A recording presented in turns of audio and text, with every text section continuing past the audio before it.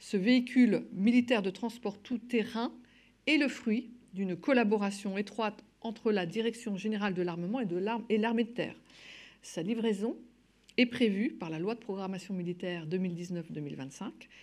Il est compact, robuste et déployable rapidement. Le Fardier aujourd'hui, comme le Scorpion hier, témoigne de la parfaite coopération menée entre la DGA et les armées afin de répondre aux besoins opérationnels des forces. Élément clé de notre souveraineté, notre industrie de défense est également garante de notre autonomie stratégique et les différents programmes d'armement permettent de concrétiser nos ambitions stratégiques, d'une part maintenir et consolider la supériorité technologique opérationnelle de nos armées et d'autre part adapter nos moyens de conception, d'innovation, de développement, de production et de maintenance de nos équipements. Pour vous en dire plus, je vais laisser la parole au colonel Hervé de Barbeyrac-Saint-Maurice et à Luc Guillemot. C'est à vous. Merci Madame la Directrice. Donc, je suis le lieutenant-colonel de Barbeyrac, qui est officier de programme Fardier à la section technique de l'armée de terre. Et donc je suis le manager de programme Luc Guillemot, donc à la DGA. Et nous allons vous présenter le Fardier à l'occasion de ce point presse. Planche suivante, s'il vous plaît. Donc, comme tous les programmes, ce programme Fardier naît d'un besoin.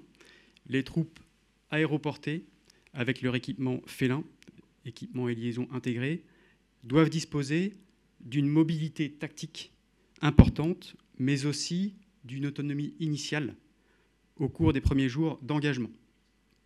Le besoin militaire du Fardier provient donc de la nécessité de doter les unités parachutistes et les forces spéciales d'un vecteur de transport aérolargable. Ce vecteur accompagne ainsi le combattant et l'allège dans ses différentes missions et sur des zones parfois dépourvues de chemins carrossables. Donc le Fardier est un petit véhicule léger, ouvert, très maniable, mobile, qui succède à l'A3F et historiquement donc, au Fardier L'Or. Donc c'est un tout-terrain rustique, robuste et fiable. Il doit être dépourvu de puces électroniques. Son gabarit doit permettre une grande maniabilité et la capacité de passer là où les gros véhicules en fait, sont obligés de contourner. Donc équipé de sa remorque, c'est bien un ensemble, Fardier, remorque, Fardier attelage, on verra un martier de 120. Il permet, après une mise à terre par aérolargage, aérotransport, héliportage ou hélitreuillage, en premier échelon, d'assurer les missions d'allègement du combattant pour des charges de 500 kg. Il offre également une capacité d'évacuation rapide d'un blessé vers le lieu de prise en charge et assure l'autodéfense des zones de déploiement. Il est prévu pour tracter le mortier de 120, c'est même une de ses fonctionnalités importantes et plus majeures. La configuration ouverte du Fardier permet à l'équipage d'embarquer et de débarquer du véhicule de façon immédiate et de charger, décharger du fret sans opération préalable. Son gabarit léger et sa rusticité en font un matériel simple, très simple d'utilisation et également de maintenance pour l'utilisateur et facilement déployable. Le Fardier est destiné aux forces de la brigade parachutiste et aux forces spéciales. Planche suivante, s'il vous plaît. Donc, à ce stade, le besoin est donc exprimé et validé. Et en l'absence de produits disponibles sur le marché, il revient donc à la section technique de l'armée de terre et à la Direction générale de l'armement de conduire ce programme d'armement. Il s'agit de construire une solution sur mesure pour les forces. Le Fardier fera donc partie du programme à effet majeur véhicule des forces spéciales en complément des VLFS, véhicules légers forces spéciales, et PLFS, poids lourds des forces spéciales.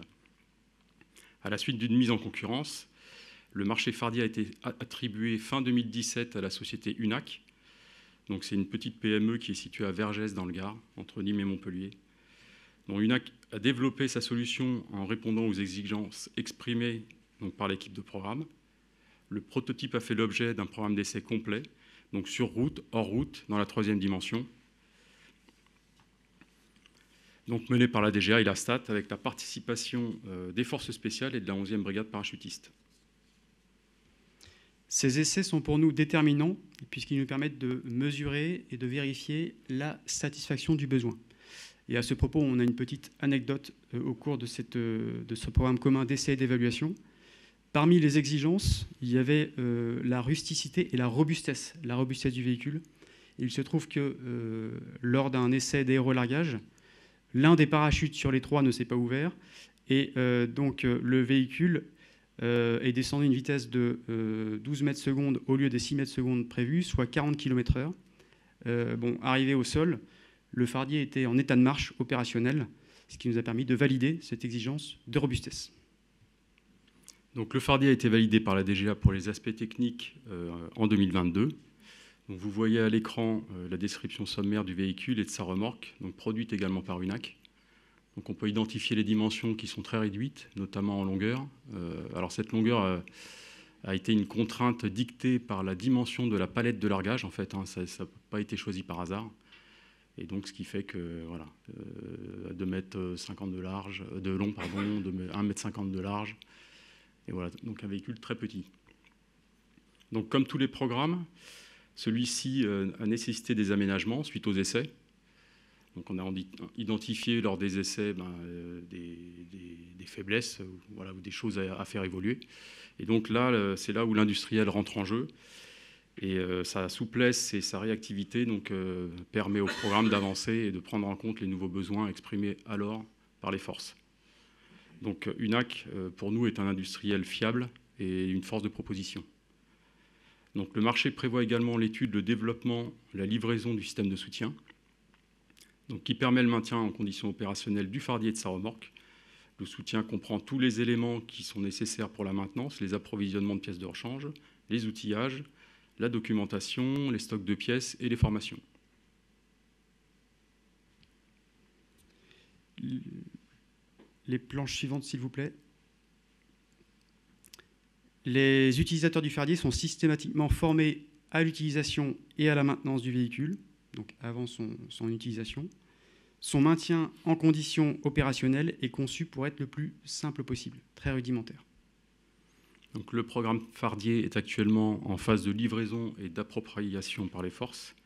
Donc, à ce jour, 73 véhicules ont été livrés aux forces, principalement aux unités de la 11e brigade parachutiste.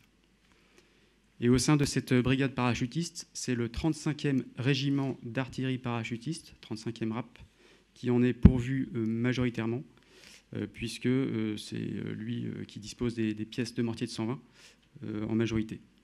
Outre-mer, on a également le 2e régiment parachutiste d'infanterie de marine, 2e RPIMA à La Réunion, qui a été pourvu en Fardier. Et très récemment, le RIMAP-NC, donc le régiment d'infanterie de marine du Pacifique en Nouvelle-Calédonie. S'agissant de l'emploi dans les forces, la mise en œuvre et la conduite du Fardier nécessitent une formation d'1 semaine axée sur la compacité du véhicule et ses différences avec un véhicule tout-terrain classique comme le VT4 ou le Mastec. Son emploi est adapté selon les unités de la brigade parachutiste et ça peut être différent également pour les forces spéciales. Mais quoi qu'il en soit, ce qu'il faut retenir, c'est que le concept reste celui d'une mule allégeant le combattant lorsque celui-ci intervient dans la profondeur après une mise en place souvent par voie aérienne. La capacité de tracter un mortier de 120 est un vrai plus, puisque ça confère aux troupes au sol une capacité d'appui-feu intéressante. Et le Fardier a déjà été engagé sur différents exercices, notamment l'exercice Manticore en septembre 2022, qui est un exercice qui rassemble des troupes qui ont vocation à mener des actions dans la profondeur du champ de bataille. Donc là, en l'occurrence, la 11e brigade parachutiste, la 4e brigade d'aérocombat et des forces spéciales, avec des mises en place par aérolargage sur cet exercice. Et puis, plus récemment, Orion, de février à mai 2023, qui avait pour but d'entraîner une opération de grande envergure et à longue durée face à un ennemi symétrique. Donc les premiers retours sont très positifs. Le Fardier satisfait aux besoins exprimés, notamment en termes d'exigence de mobilité et des capacités de franchissement. Et donc il est simple, rustique, facile d'utilisation. Sa capacité d'emport est accrue donc par sa remorque, qui permet d'emporter 400 kg, avec des filets qui permettent d'optimiser l'emport. Et alors, comme tout programme, celui-ci vit, même lorsque les premières livraisons ont été effectuées. Et des améliorations opérationnelles sont actuellement étudiées, comme la capacité à accueillir un deuxième poste de radiotransmission, qui est un besoin formulé par les unités après les premiers déploiements, les premiers exercices. Et vous pourrez voir d'ailleurs sur le Fardier exposé que cet aménagement est déjà en cours.